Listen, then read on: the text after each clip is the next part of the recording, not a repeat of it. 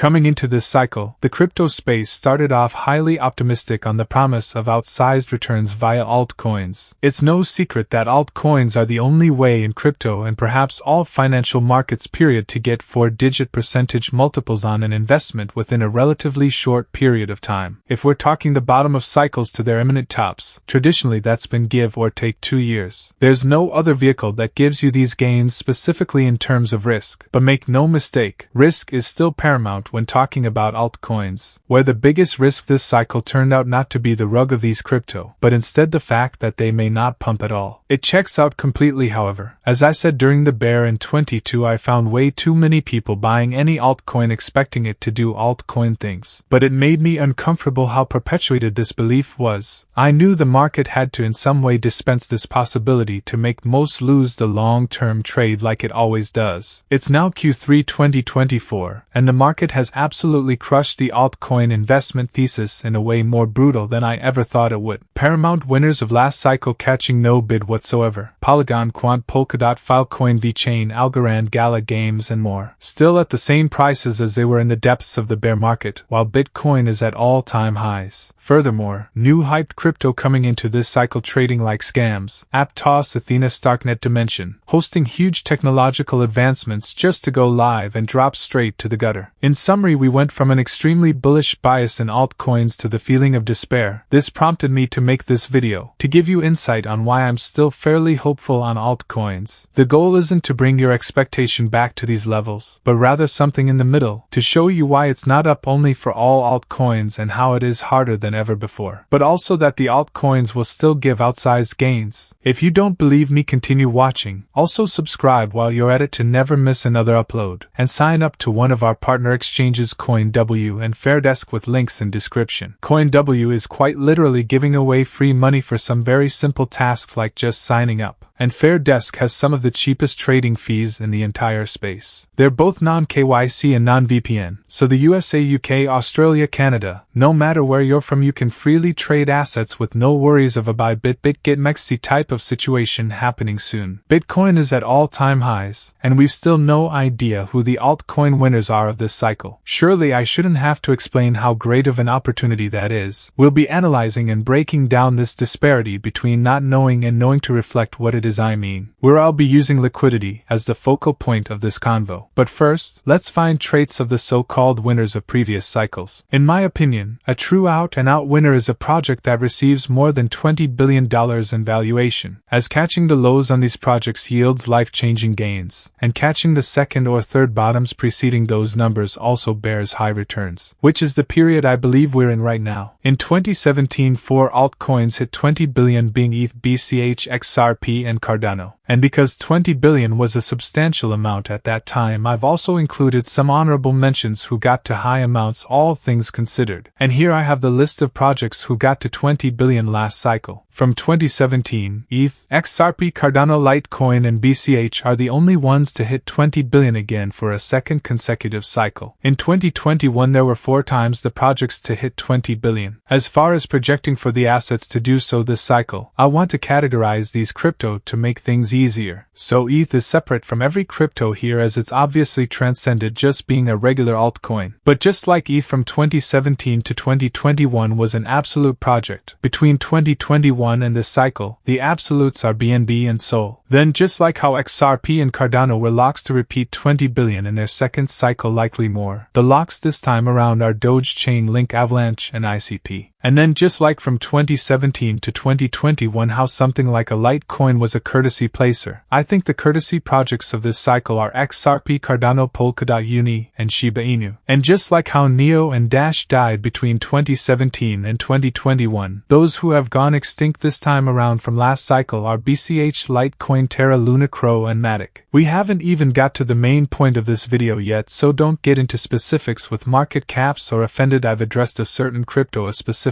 way. You'll see where this is all going very soon, which is that perhaps most importantly of all, between 2017 and 2021, there were 12 new projects to go to 20 billion plus. And of those 12, a lot of them have nowhere near the same hype they did last time around, or aren't catching the same type of bid period. On top of that, the 20 billion threshold more so applied to the 2021 cycle given the total one. And so just like for 2017 how I made exceptions to include projects that got to around 10 billion, I think for this cycle we may need to do the opposite and increase that 20 billion market cap to something more like 30 or even 40 billion. But let's first continue with the convo as it was and you'll see where it is I'm going with this. So far the crypto to have hit 20 billion this cycle are ETH, Sol, BNB. But like I said, these almost don't count as they were always going to do that. And then there's Cardano XRP, which we're going to get there out of courtesy. Dogecoin, Avalanche, Shiba Inu also touched 20. And I expect at some point for .icp and Link to also get there, but not yet. With all that established, let me now ask you something. If the projects we expected to hit 20 billion this cycle have already done so, and the few others are also on the verge of getting there, and a lot of those other projects have been wiped out from the game completely, also combined with the fact that last time there were 12 new projects to hit 20 billion, where arguably the threshold this time around should be higher in the 30s to 40s. I can now finally ask you, after building up all this context, what will be the handful of projects to soak up all that liquidity this cycle? The story of how this bull market unfolds still has huge uncertainties. There has literally only been one and only one slot filled, which is that toncoin has established itself as a new 2024 bull market coin to crack the 20 billion valuation level. And that's quite literally it. In other words, if we take the bear case here, which is expecting a match of last cycle where 12 new projects hit 20 billion, there's still a lot of gains on the table. This first part of the video highlighted the opportunity. The next part of it becomes a lot more fun as it's time to speculate what these projects will be to reach 20 billion. So let's do that right now. Again, for the sake of the demo, let's say just like last cycle there's 12 new crypto to hit that 20. Ideally there should be more, in fact I think there will. But let's go about it in a bearish undertone, as you always should. With Ton taking one spot, there's 11 left. To help discern candidates, let's see what characteristics previous crypto to reach this feat share in common. Of all the crypto to reach 20 billion, there's been two major categories they fit in. The first of which is being a currency, so the likes of Bitcoin, BCH, XRP, XLM-,